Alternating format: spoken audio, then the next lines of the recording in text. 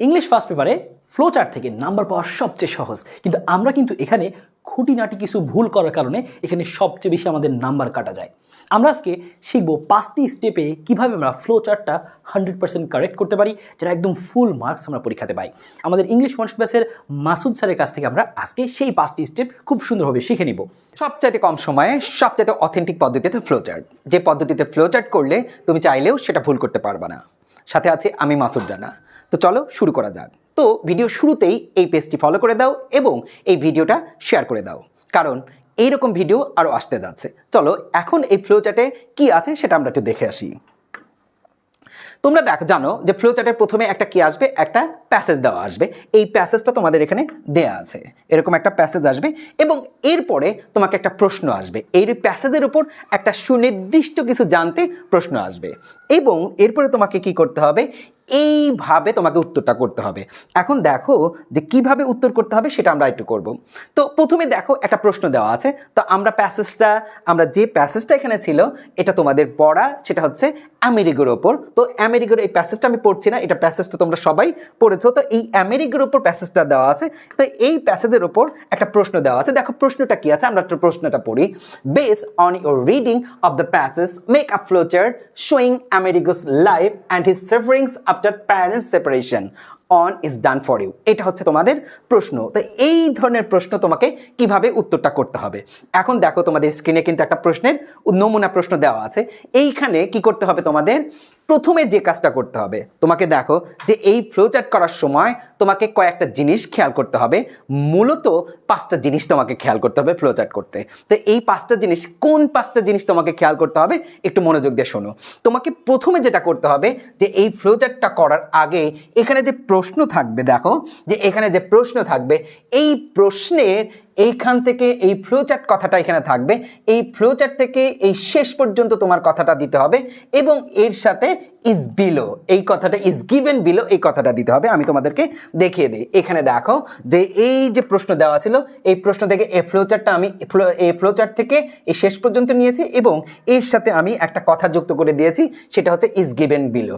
তোমাকে যে 5টা কাজ করতে হবে, সেই 5টা কাজের প্রথম কাজ করতে হবে, তোমার প্রশ্নের ভেতর থেকে এই অংশটা লিখতে হবে। এরপরে দেখো যে এরপরে তোমাকে কি করতে হবে, এরকম বক্স করতে হবে। তোমাকে কি করতে হবে, এরকম বক্স করতে হবে। তোমার মূলত একটা করে দেওয়া থাকবে এবং তোমাকে আরো 5টা বক্স করতে হবে। তো যে বক্সগুলো করবে তোমরা অবশ্যই বক্সগুলোকে কি করবা, সমান করবা। যদি তোমরা বক্স না করো তাহলে কিন্তু কোনো নাম্বার পাবে না। এরপরে যে জিনিসটা করতে হবে, তোমাকে যে বাক্যটা তোমাকে লিখতে হবে, সেই বাক্য এখানে যে উত্তরটা তোমাকে লিখতে হবে, সেই উত্তরে কি থাকবে, একটা নাম্বারিং করতে হবে। এখানে দেখো যে তোমাদের একটা যে দেওয়া থাকবে সেখানে 1ও থাকতে পারে, আবার ABCও থাকতে পারে। তো এখানে যদি 1 দেওয়া থাকে তাহলে তোমাকে কি করতে হবে, এই সিকোয়েন্স অনুযায়ী তোমাকে বাদ বাকিগুলো করে নিতে হবে। তাহলে সেই ক্ষেত্রে দেখো যেহেতু এখানে একটা আরও তোমাকে 5টা করে নিতে হবে, তাহলে সেই ক্ষেত্রে তুমি এখানে নাম্বারটা আগেই দিয়ে দিতে পারো। এখানে দেখো বাস এখানে কিন্তু 6, এরকম তোমার প্রথমে নাম্বারটা করতে হবে। এরপরে দেখো তোমাকে যে জিনিসটা খেয়াল করতে হবে সেটা হচ্ছে যে তুমি যে উত্তরটা লিখবে সেই উত্তরে কিন্তু অনেকে কি করো, ফুল স্টপ ব্যবহার করো। কি করো, ফুল স্টপ ব্যবহার করো। যে বাক্যটা একটা সেন্টেন্সের মতো কিছু একটা লিখছো, সেক্ষেত্রে কিন্তু অটোমেটিক্যালি ফুল স্টপ দাও। তাহলে ফুল স্টপ কিন্তু এখানে দেওয়া যাবে না। তাহলে সেই ক্ষেত্রে তোমাকে কি করতে হবে, এখানে ফুল স্টপটা বাদ দিতে হবে। এরপরে দেখো তোমাকে যে জিনিসটা করতে হবে সেটা হচ্ছে যে সবচেয়ে গুরুত্বপূর্ণ যে জিনিস, সেটা হচ্ছে তোমাকে একটা সেন্টেন্স কিন্তু প্যাসেজ থেকে কিন্তু কোনো সেন্টেন্স লেখা যাবে না। একটা সেন্টেন্সকে তোমাকে কি করতে হবে, ফ্রেজে কনভার্ট করতে হবে।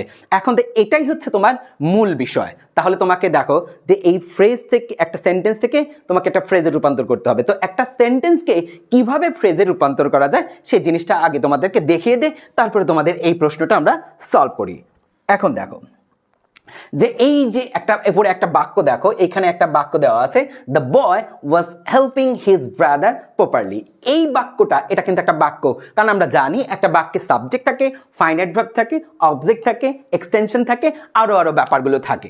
তো এই ধরনের বাক্য মানে একটা কমপ্লিট বাক্যকে যখন আমরা ফ্রেজে রূপান্তর করতো সেই ক্ষেত্রে আমাকে কোন কোন জিনিসটা খেয়াল করে আমাকে ফ্রেজে রূপান্তর করতে হবে। তো প্রথমে দেখো যে এই সেন্টেন্সে the boy was helping his brother properly, এই সেন্টেন্সের মধ্যে সাবজেক্ট কোনটা? The boy. এইটা জিনিস কিন্তু আমাকে কি করতে হবে? বাদ দিয়ে দিতে হবে। তারপরে দেখো এই যে ওয়াজ, এটা হচ্ছে ফাইনাইট ভার্ব, ওয়াজটা এখানে কি যাবে? বাদ যাবে। এখানে কোন ফাইনাইট ভার্ব থাকে?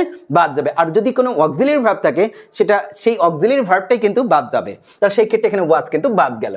এরপরে দেখো যদি ওই সেন্টেন্সের মধ্যে কোনো পজিটিভ থাকে তাহলে সেটাও কিন্তু বাদ যাবে। তাহলে এখানে দেখো হিজ এটা হচ্ছে পজিটিভ, সেটাও কিন্তু বাদ যাবে। ওই সেন্টেন্সের মধ্যে যদি কোনো অ্যাডভার্ব থাকে সেটাও কিন্তু বাদ যাবে। তাহলে দেখো ওপরে সেন্টেন্সে the boy was helping his brother properly, এই সেন্টেন্স এটা একটা প্রপার সেন্টেন্স, এটাকে যখন আমরা ফ্রেজ রূপান্তর করব সাবজেক্ট দ্য বয় বাদ, এই ওয়াজ অক্সিলারি ভার্ব সেটা বাদ, হিজ পসেসিভ এটা বাদ, প্রপারলি অ্যাডভার্ব এটা বাদ। তাহলে রইলো কি? হেল্পিং। এখানে রইলো দেখো হেল্পিং ব্রাদার। তাহলে দেখো হেল্পিং ব্রাদার, এই পুরো সেন্টেন্সটাকে আমরা যখন ফ্রেজে রূপান্তর করলাম তখন কিন্তু হেল্পিং ব্রাদার হলো। এখন দেখো যে এই জিনিসটার উপর ভিত্তি করে তোমাকে ফ্লোচার্ট করতে হবে। এখানে একটা পদ্ধতি অবলম্বন করে দেওয়া আছে, তাহলে ভার্বের সাথে আইএনজি। আরও কি কি পদ্ধতিতে অবলম্বন করে আমাকে একটা বাক্যকে একটা ফ্রেজে রূপান্তর করতে পারি সেটার নমুনা তোমাদের এখানে দেখতে পারি। যে এখানে একটা দেওয়া আছে, এইভাবেও কিন্তু তোমাদের প্রশ্নে আসতে পারে। তোমাদের যে শুরুতে যেভাবে দেওয়া থাকবে তোমাকে কিন্তু সেভাবেই করতে হবে। তো এখানে দেখো যে V1 plus ING plus words, that means প্রশ্নে যদি আইএনজি যুক্ত থাকে তাহলে ওই বাক্যকে সেন্টেন্সকে কিভাবে ফ্রেজে রূপান্তর করবা। তাহলে সেখানে দেখো যে America leaves on the street alone, সেন্টেন্সের মধ্যে কিন্তু এখানে আমেরিকো এটা কিন্তু সাবজেক্ট ভার্ব, এটা লিভস হয়ে গেল লিভিং অন দ্য স্ট্রিট, আর এইখানে কিন্তু অ্যালন এটা অ্যাডভার্ব ছিল, এটা কিন্তু বাদ। তাহলে সেই ক্ষেত্রে লিভিং অন দ্য স্ট্রিট। এরপরে দেখো যে 2 + V1 plus, that means infinitive দিয়েও কিন্তু আমার ফ্লোচার্ট শুরু হতে পারে। তাহলে ইনফিনিটিভ দিয়ে আমি কিভাবে একটা বাক্যকে কি করতে পারি? ফ্রেজে রূপান্তর করতে পারি। তাহলে এখানেও দেখো আমেরিকা লিভস অন দ্য, তাহলে সেই ক্ষেত্রে এখানে দেখো মূল ভার্ব হচ্ছে কি লিভস, তাহলে সেই ক্ষেত্রে আগে এখানে দেখো এইখানে একটু বানানটা আছে, এখানে দাও LIVE লিভ, এখানে দাও to live on the street. এরপরে দেখো V3 প্লাস ওয়ার্স, তার মানে কি মূল ভার্বের পাস্ট পার্টিসিপল দিয়েও কিন্তু আমাদের ফ্লোচার্ট করতে হতে পারে। তাহলে সেই ক্ষেত্রে এখানে দেখো যে এই বাক্যটাকে যদি আমি V3 মানে শুরুতে V3 দিয়ে যদি আমি ফ্রেজে রূপান্তর করতে চাই তাহলে কি হবে? এই সেন্টেন্সের যে মূল ভার্ব এটাকে V1 এ আছে, এটাকে আমরা কি করে দেবো? V3 করব, বাকি অংশ দিয়ে দেবো। আর অ্যালন এটা তো অ্যাডভার্ব তো ডেফিনেটলি বাদ যাবে, আর সাবজেক্টটা তো বাদ গিয়েছে। এরপরে দেখো subject plus V1 plus I N G, that means এই যে এভাবেও কিন্তু আমরা একটা বাক্যকে কি করতে পারি? আমরা ফ্রেজে রূপান্তর করতে পারি। তাহলে সেই ক্ষেত্রে দেখো যে সাবজেক্ট, সেন্টেন্সের সাবজেক্ট আমরা রাখবো, তাহলে সেন্টেন্সের সাবজেক্ট কি? আমেরিকো, সো এখানে আমেরিকো রাখলাম। এরপর দেখো লিভস, এটা হচ্ছে V1, that means finite verb, এটাকে যদি আমি নন ফাইনাইট করি তখন কি করতে হবে? সাবজেক্টের পরে যে ভার্বটা রাখবো সেই ভার্বের সাথে আইএনজি যুক্ত করবো, সো এখানে লিভ হয়ে গেল লিভিং, আর বাকি অংশ। আরেকটা ভাবে আমরা করতে পারি, সেটা হচ্ছে যে article plus adjective plus noun. তাহলে সেই ক্ষেত্রে এখানে দেখো যে আমেরিকো ইজ আ হোমলেস বয়, এটাকে যদি আমরা কি করতে পারি? যে এই যে এখানে কি সাবজেক্ট ভার্ব, এখানে আর্টিকেল, শুরুতে কি হবে? আর্টিকেল, তাহলে এই সেন্টেন্সের মধ্যে আর্টিকেল কি? এ, তারপরে হচ্ছে কি বাকি অংশটা হোমলেস বয়। এটা হচ্ছে একটা সেন্টেন্সকে আমাকে ফ্রেজে রূপান্তর করার নিয়ম। এখন আমরা দেখি যে এই যে প্রশ্নটা দেওয়া আছে এই প্রশ্নটা আমরা কিভাবে করতে পারি। এখন দেখো যে প্রশ্নটা কি আছে, যে প্রশ্নটা এখানে বলছে যে এ ফ্লোচার্ট, দেখো আমাকে একটু প্রশ্নটা দেখি একটু, যে based on your reading of the passage making a flowchart showing America's life and his sufferings after parents separation, that means কি তার বাবা মার যে সেপারেশন হয়েছিল, সেপারেশন হওয়ার পর তার জীবনে আসলে কি ধরনের তার জীবনটা আসলে কেমন হয়েছে এবং তার দুর্দশাগুলো কি, সেই বিষয়ে আমাকে কি লিখতে বলছে? একটা ফ্লোচার্ট করতে বলছে। এখানে দেখো একটা নমুনা প্রশ্ন দেওয়া আছে লিভিং অন দ্য স্ট্রিট, তার মানে হচ্ছে এখানে আমাদের শুরুটা হচ্ছে কি V1 প্লাস আইএনজি, তার মানে ভার্বের সাথে আইএনজি যুক্ত। তাহলে আমাকে বাকি যে আমাকে কি করতে হবে? বাকি যে ফ্লোচার্টটা, বাকি যে উত্তরগুলো সেগুলো কিন্তু আমাকে এই V1 প্লাস আইএনজি দিয়েই করতে হবে। তাহলে দেখো যে এই প্রশ্নটা হচ্ছে যে যে আমেরিকো তার বাবা মার সাথে যখন সেপারেশন হচ্ছে তার জীবনে আসলে কি ধরনের ব্যাপারগুলো ভুগেছে তার উপর। আমরা জানি যে এই প্যাসেজটা যখন আমরা পড়েছি তার প্যাসেজের থেকে আমরা জানতে পেরেছি যে সে তার বাবা মাকে ছাড়া বসবাস করতো। তো বাবা মাকে ছাড়া বসবাস করা ডেফিনেটলি এটা কি একটা সাফারিংস। সো এখানটায় দেখো তাহলে আমরা এটা কি দিতে পারি?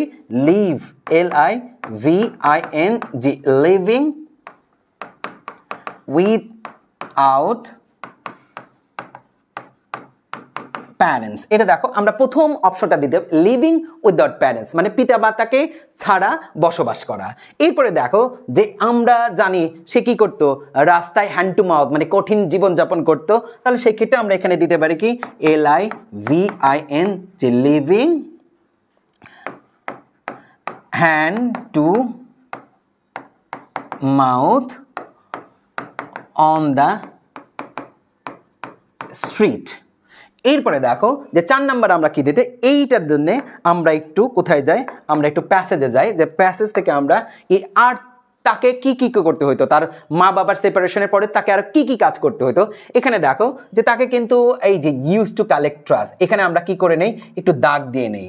ওকে, তাকে কি করতে হতো, আবার এই জিনিসগুলো কিন্তু তাকে বিক্রি করতে হতো। এখানে যে সোল্ড আইসক্রিম, তাকে আইসক্রিমে বিক্রি করতে হতো, এবং তাকে কি করছে, এখানে দেখো তার ইনফেকশনও কিন্তু হয়েছিল। তাহলে সেই ক্ষেত্রে আমরা এখানে এই 3টা অপশন কিন্তু আমরা সিলেক্ট করে নিলাম।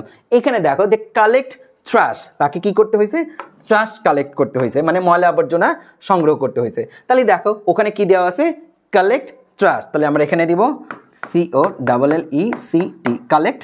আর এটা যেহেতু ING দিয়ে শুরু হয়েছে তাহলে কি হবে, ING কালেক্টিং,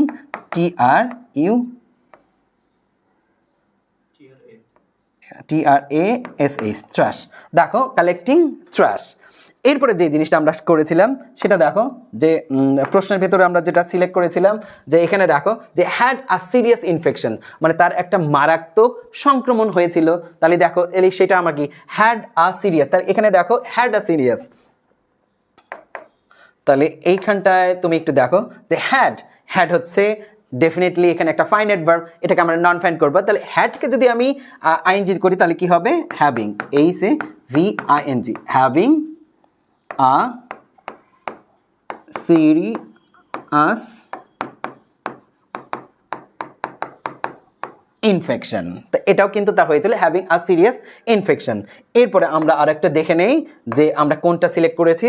এখানে দেখো তাকে কিন্তু আবার কি করতে হতো, সোল্ড আইসক্রিম, তাকে কিন্তু আবার আইসক্রিমও বিক্রি করতে হইতো। তাহলে এখানটায় আমরা উত্তর দেখি যে আইসক্রিম। এখানে দেখো সোল্ডকে যখন আমরা প্রেজেন্ট করবো তখন কি হবে, সেল, ACLL সেল, এবং যেহেতু ING তাহলে কি হবে, ING। দেখো সেলিং আইসক্রিম। এই দেখো যে এখানে তোমাদের এই 5টা কি দেওয়া হলো, এখানে বাকি কিন্তু 5টা করে। তার মানে এখানে দেখো যে এই আমেরিগো তার বাবা মাকে ছাড়া কি করছে, লিভিং উইদাউট প্যারেন্টস, তার বাবা মাকে ছাড়া বসবাস করছে। এখানে দেখো living hand to mouth on the street, রাস্তায় কঠিন জীবনযাপন করেছে। এবার যে কালেক্টিং ট্রাশ, তাকে ময়লা আবর্জনাও সংগ্রহ করতে হয়েছে। তারপর কি হ্যাভিং আ সিরিয়াস ইনফেকশন, বাবা মাকে ছাড়া তার কি হয়েছিল, একটা মারাত্মক সংক্রমণও হয়েছিল। এরপর দেখো সেলিং আইসক্রিম, এবং তাকে কি করতে হয়েছে, একটা আইসক্রিমও কি কিন্তু তাকে বিক্রি করতে হয়েছে। তো এই হচ্ছে ফ্লো চার্ট, একেবারে সহজ, কোনো প্যারা নাই। তোমাকে জাস্ট একটা সেন্টেন্সকে কি করতে হবে, একটা ফ্রেজে রূপান্তর করতে হবে। তো আশা করি তোমরা এই ফ্লো চার্ট ভালো করে বুঝতে পেরেছো। ধন্যবাদ সবাইকে।